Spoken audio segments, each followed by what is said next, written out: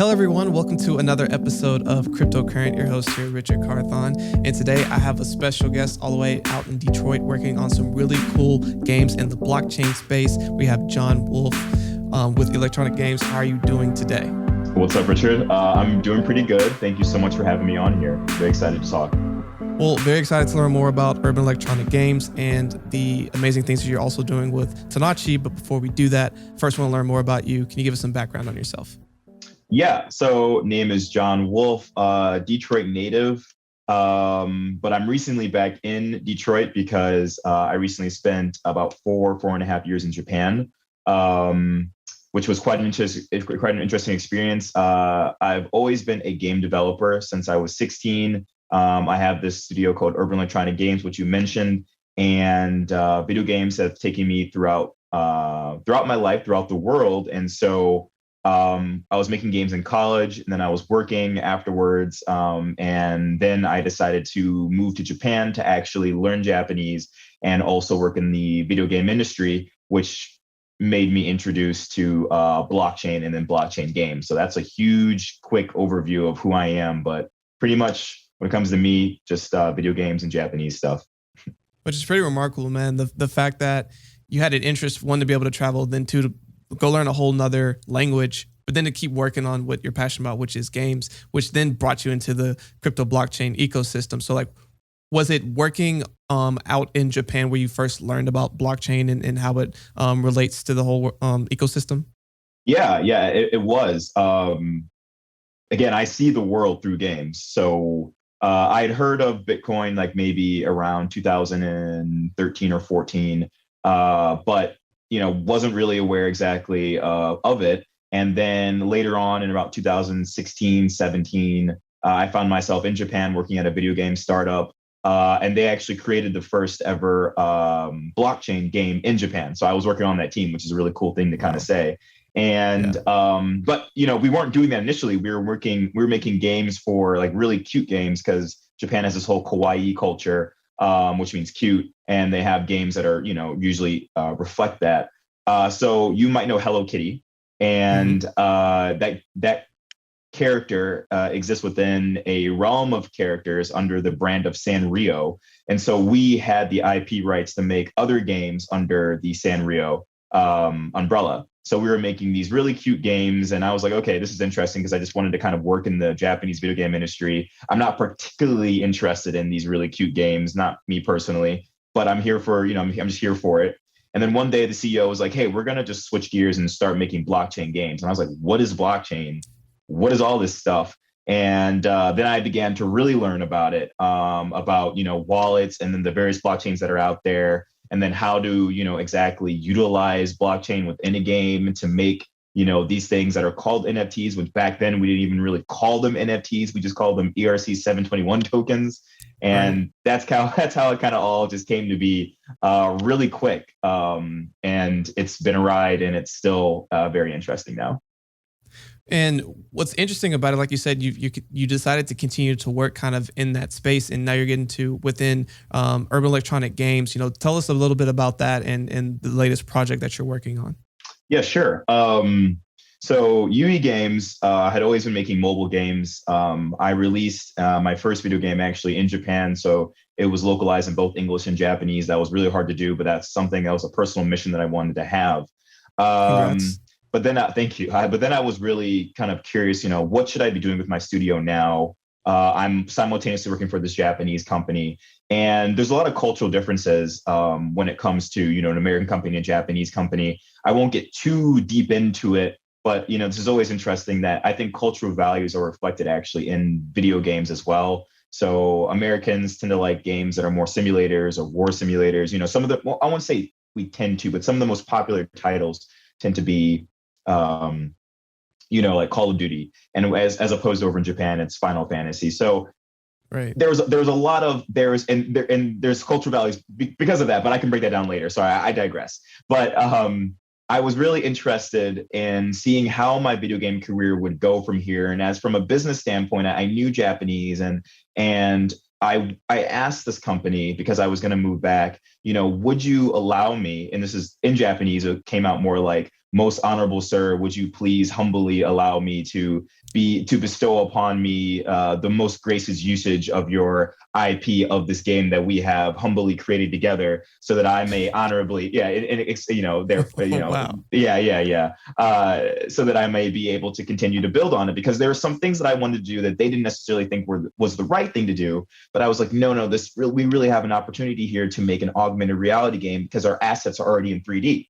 Most blockchain games, right now are primarily 2D. You might know Axie Infinity, you might know CryptoKitties. A lot of them are still 2D and PC-based experiences.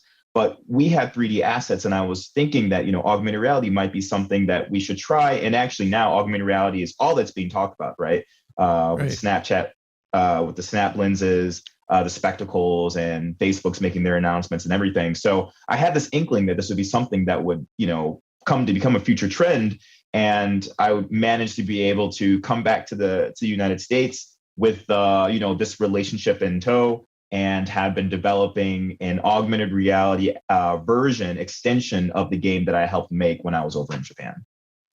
It's pretty remarkable. And the fact that you're able to get on the ground level of like augmented reality, be able to also then tie in blockchain, you're kind of at the forefront of this new age of gaming and how it's all being built.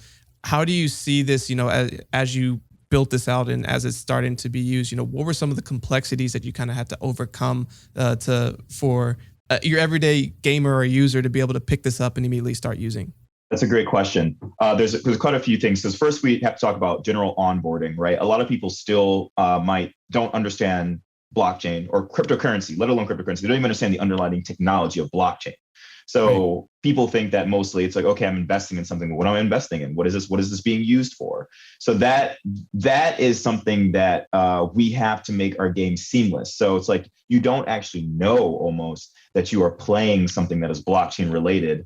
You're actually just enjoying this experience until it comes to the point where you have actually earned something that can potentially make you money. And then you bring in the blockchain element. So onboarding individuals onto a game experience that is simultaneously just a regular fun video game, but also a blockchain-based game, has been one of the hardest things to do from a UX standpoint, from a coding standpoint, just to make people feel comfortable, or for them to not even know, but just to have that seamless experience.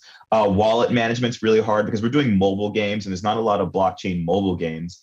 So when you do find something that you have earned that can be represented as an ERC20 or ERC721 token, how is that being secured? Phone security isn't the best. So, do we have this backend server that's going to get you over into a wallet you have later? So those technological hurdles are still there, and they still haven't really been overcome. And then also, being able to import NFTs. So again, our game is able to bring in any NFT. Specifically, we have treated ours, but we're able to bring in any NFT that you might have. I'm not sure exactly, Richard, what NFTs you have. Like, do you have a certain art or game character? Yeah, I mean, there's certain things I've gotten off of like Super Rare, and I've actually got a CryptoKitty, and some other like random stuff like that. Right. So we are actually able to look into your wallet if you give us a signed permission and grab that CryptoKitty and then bring it into the game. Now, CryptoKitties are 2D, so we can't really do anything with. I mean, we can just have it like out there, but it's not really that much fun.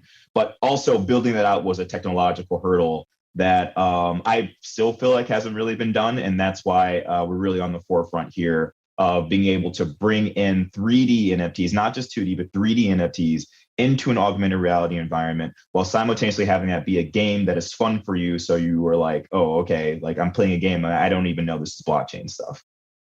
Which is pretty remarkable and incredible. And I guess the next question I kind of have for you is like, what are you building it on top of? Yeah, some of those things are trade secrets. No, they're not. Well, there is a lot of secret sauce, but when you make video games, you use a video game engine. So we use Unity. Maybe you've heard of that. Other people use Unreal, and so when we make our video games, we just utilize that. And when it comes to augmented reality, there's a lot of tools out there. One of them is called AR Foundation, which is really great. It combines AR Kit and AR Core, so you're able to then have it for Android and iPhone. But the really cool thing that I can say as of late is that we've actually been able to be a early beta user of the Niantic, which is Pokemon Go, of their augmented reality SDK. And so it's called Lightship. And we were participating in a game jam. So we had game jams are usually 24 hours to make a video game. This one was a week. And we had a week to just completely from scratch learn how this augmented reality SDK worked and then apply it to our game. And we were hungry and we were able to do this. And we have some really cool features that that work now. So not only can you take, this adorable, cute little pig from your wallet and bring it to augmented reality. But then if you have one and I have one and we're with each other, then we can actually race in augmented reality. So we can actually plot out a track and then it'll go around and, you'll be able to see based upon how much you took care of yours, maybe yours will beat mine. Maybe I'm feeding and I'm petting mine more. So it has a higher level and it beats yours, but we can actually do that now. And it's just ridiculous to be able to say that we can do that. And simultaneously, they are all NFTs. And this is all something that's only happened in the last week.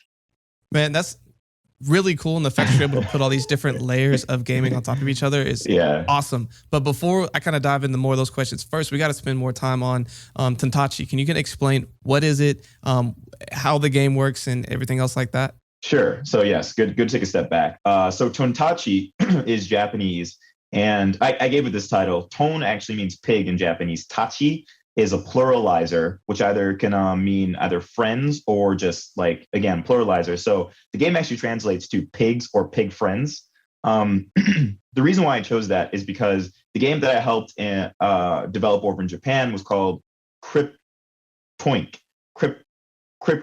So crypto pigs. And again, for them, the company really loved wordplay. So in Japanese, that's Krypton. Again, ton is pig. So it's all crypto pigs. So this spiritual sequel is taking that and then having it as pigs and pig friends. Also, you might know of Tamagotchi, and that it breaks down to tamago, which is an egg, and that tachi, which again is the pluralizer or friend. So it's an egg friend. So you have egg friends was back then. Now we have pig friends. So that's kind of how the game works, or the title works.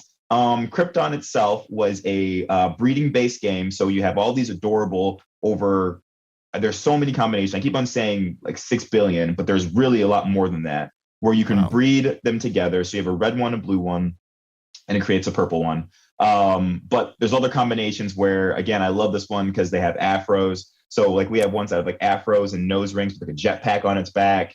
And another one that has fleur-de-lises, and another one that has hearts and all on its body as its body print, its body pattern. And they're different sizes, different colors, and there's so many combinations that they all have certain attributes within them. And again, we've developed that. So it's digital DNA. You breed them together. You find the one that works for you, and it's really cute. Anyone can go on OpenSea and just search Cryptoink, and you'll be able to see the full collection. Also, we have not full collection, but the collection of those that have been bred by users that are selling them.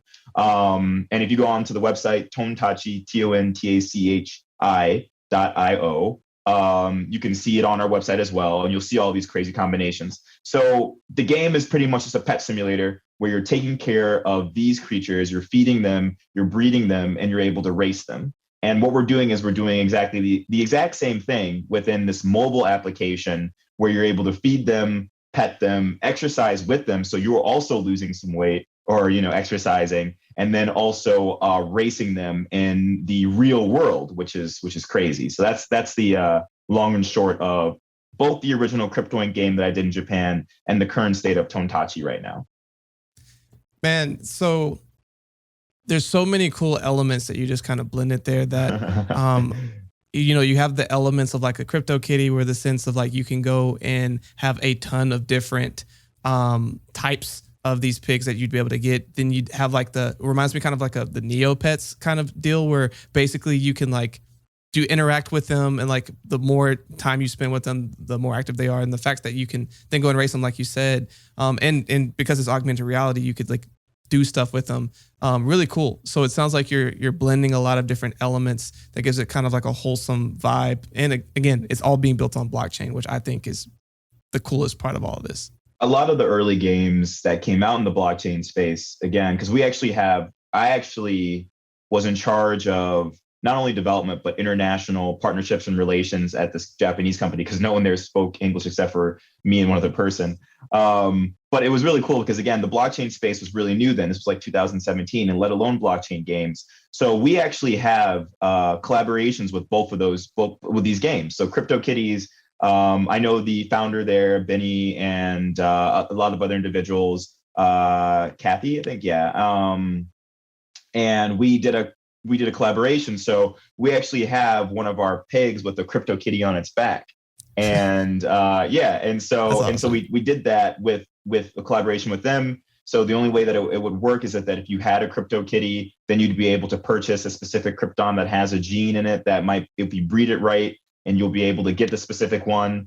Then we did it with Axie as well. So one of the original Axies, Puff, you can see that on the back of one of our krypton, because we all had these games back then. And the term is interoperability, which allows, is pretty much was the original term before we started using metaverse. And now that's a hot term, but interoperability is where, you're able to bring in other games, because all you have to do is just, read an individual's wallet and then find the information within there and then do something with it. So we all have kind of very similar game makeups where we have breeding going on, but then we're all taking it in different ways right now. Axie Infinity has their land, and I mean, they're doing great. It's amazing how well they're doing. And CryptoKitties has spun off really to NBA Top Shot, that's Dapper Labs. Right. And again, working at this Japanese company, like we had like a great advantage here, but they saw things a little bit differently. And that's why I was like, okay, allow me to then go off and do this one thing, which I think will be good. And that's why I'm going the augmented reality track within a mobile game. Yeah. And I mean, I think it's going to be a good play personally, just because I think augmented reality is such the future, as well as even virtual reality and even how the two can blend and combined. So, I'm excited to see how this game continues to develop. I'm going to go spend some time with it myself. But there's a couple of things I want to go back and kind of revisit that I think are really interesting. It's not every day you get to meet someone who is fluent in Japanese and English, spent time there for 4 years, and was one of 2 employees that could actually speak English. You said that there's a lot of cultural differences. Can you just kind of speak to kind of some of those while you were there and lived it? Yeah, so this is again, it goes back to this being my favorite. This is like my favorite thing to say. I almost feel it's played out, but it was real for me that, again, Kojin Shugi, this is a Japanese word, means individualism. And it means that, it's an individual who, is solo dolo. Okay. Then you have Shudan Shugi, which is collectivism, where it's all about the group over the individual. And that's why I brought up the video game example earlier, is that games like Call of Duty are more of, okay, yes, I do have a team, but it's a first person shooter. And my objective is to be able to clear out everyone. So I'm the last man standing and then I get to my objective. That is popular here. But over in Japan, you have Shudan Shugi games like Final Fantasy, Dragon Quest, and Monster Hunter, where it's us together against a common enemy. We're trying to solve almost an existential issue here in this fantasy world. And I saw that reflected in video games, but also the culture does that. So, wages are relatively flat in Japan. Getting a raise is not something that is really gunned for. Everyone kind of has a very similar wage, unless you are kind of like in the next echelon and you're an older person who's been at the company for forever. And I found that clashing a lot with me, not really wages, but as an individual was like, okay, I'm gunning for that producer position, or I want that, I want that specific, that raise. And, I want to be recognized, when that wasn't something that was really, a sentiment there, it's not like it is here when we're like, check me out, check out what I can do. It's like, no, like, look at what we can do together, which is a beautiful thing. But also when it comes to other aspects of the fact of like, well, if you give a new idea, an individual's going to have a new idea that actually gets shot down, because it has to be something that everyone else feels is the right move. And so a lot of my job was to go, talk to individuals and find out keep my ear close to the ground and get a beat on what was going on in the blockchain sector and sphere. And I would come back and tell them like, hey, this is what we should be doing. Like, oh, John, like, we don't think so. And I'm like, but but this like, listen to me, like I'm not Right. a foreigner here. I'm on your side, but this is an individual voice, and it was very hard for them to adapt that. And then it was also hard for me to also be like, all right, let me calm down and let me, kind of get the whole group together and not be so gung ho, So those things are reflected in the work scene. They're reflected in life itself.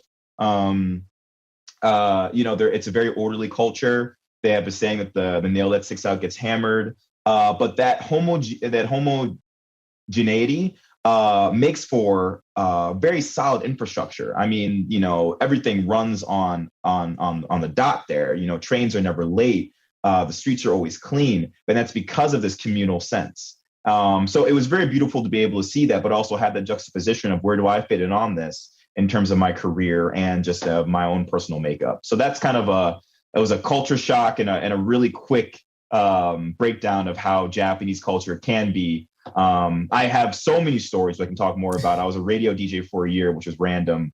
But that was a cool experience. But that's kind of one aspect of Japanese culture that was really interesting to experience. No, that's really cool. And, I definitely appreciate that sentiment. One of my goals in life actually is to go visit Japan and just go out there. I've always been fascinated. Just by things like you just said, and to be able to live it for years and see that. I appreciate that insight. And I'm sure a lot of people who heard it will appreciate it as well. Something kind of going back to the direction of gaming really quickly. Where do you see the future of gaming as a whole, and then of course gaming like on the blockchain? Like, where do you see us going in, let's call it, the next 2 to 5 years? Also a good question, because I'm inherently a game designer, and I feel like that the game communities would almost label me as a black sheep now, because I'm adopting blockchain. A lot of the game community still does not like blockchain and does not like NFTs. There's still the whole issue of the fact that when you're minting an NFT or when you're mining a token, that it takes a lot of energy. And there's a lot of misconceptions about that, because there are some blockchains that are worse than others. There are ways to mint NFTs which are completely ecological, but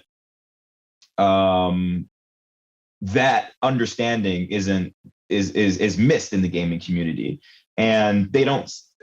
It's hard for them to see the economic benefit for a game developer, the monetary benefit for a game developer to adapt blockchain. So there's a lot of friction going on right now within this more independent game scene and bigger companies. And so I do think you're going to see the adoption happen relatively quickly. I'll say give it 2 years.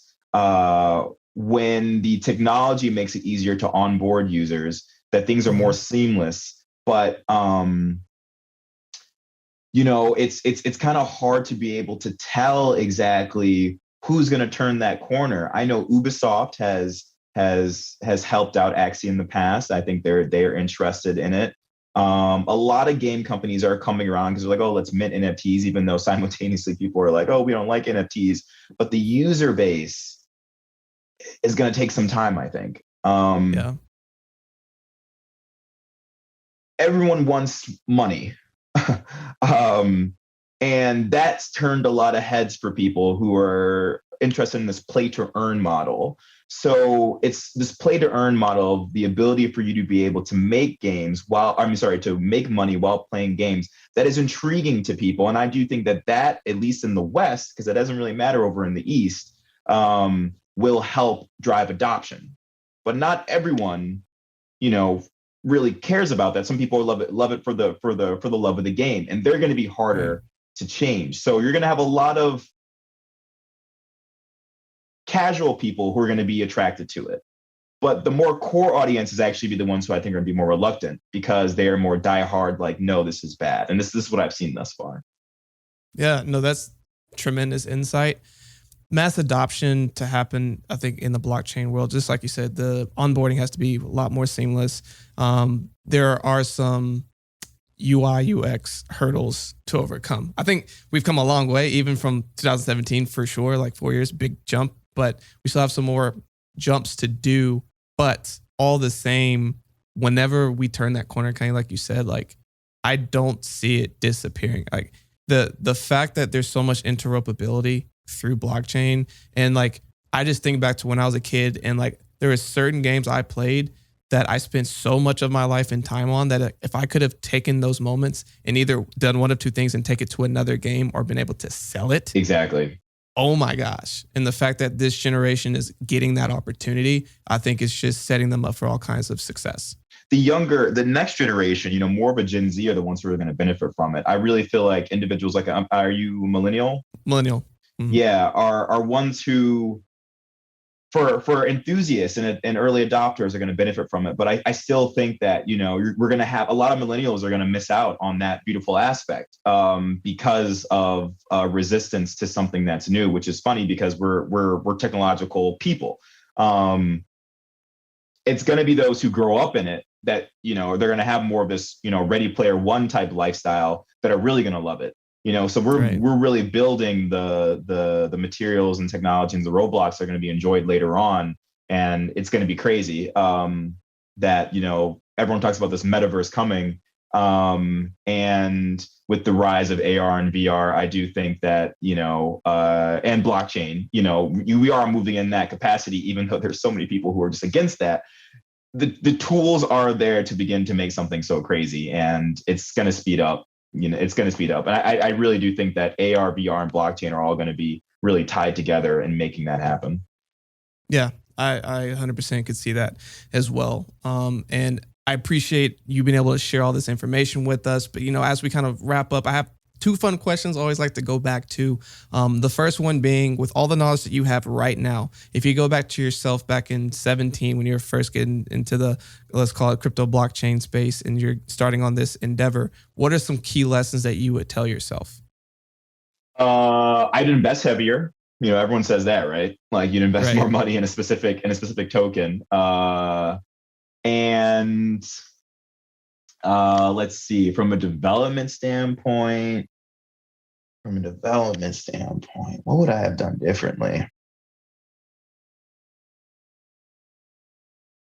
I mean, saying that I'd be more bullish means the same thing. I feel like, I don't know. I feel like I did pretty well, given the fact that there was so much, unknowing in this space. I guess I just wish I would have, believed in it even more than I did then. Because to me, back then, it was more like, this is a job. I'm not necessarily an enthusiast of blockchain, but it's my job to go around and understand it. So I took to it.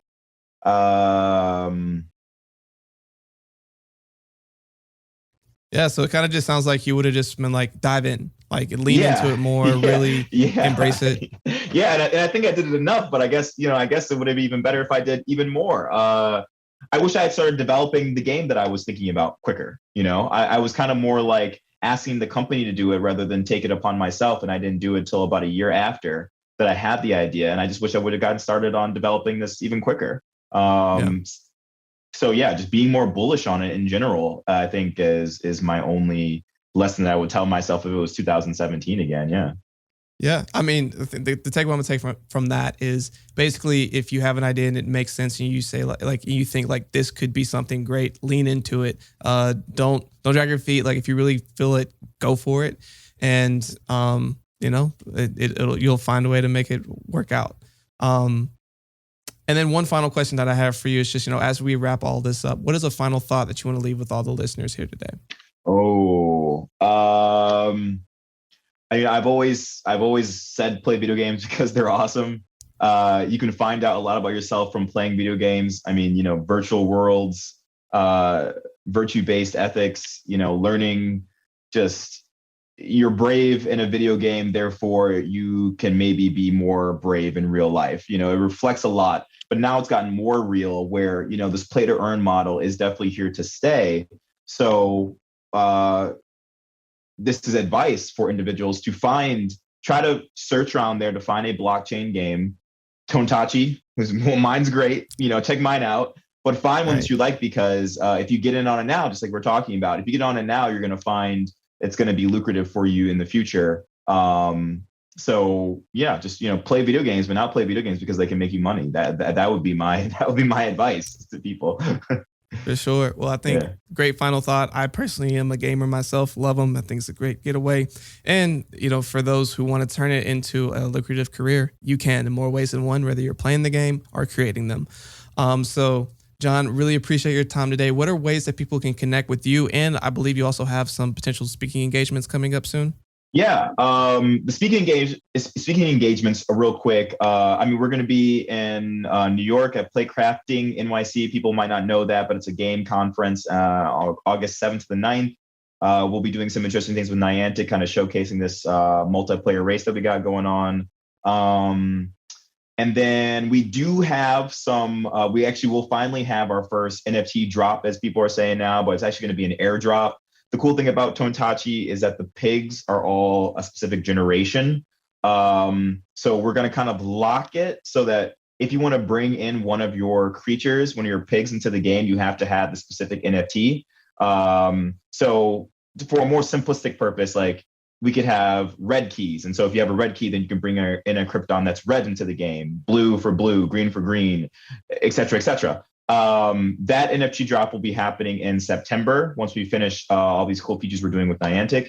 And then in November is the NFT.NYC conference, which I'll be talking about the history, or rather the history, I guess, evolution of blockchain games in Japan, and kind of how I was wrapped up in it, still I'm wrapped up in it, and how it's turned into kind of what I have to offer now. So a lot of cool things coming up in, basically Q3 and early Q4 for us. And if you want to follow along, I'm sure the information might be written down somewhere on the website, but it's at Twitter is at Tontachi, TONTACHIAR. And the website is tontachi.io. So TONTACHI.io. And if you want to follow along with us there, we'll be happy to, and we'll continue to have some really cool stuff. We're kind of not unsung heroes. We're really quiet right now. Our development team is small, but I have a lot of confidence in this game. So please check us out now and get in early and follow along.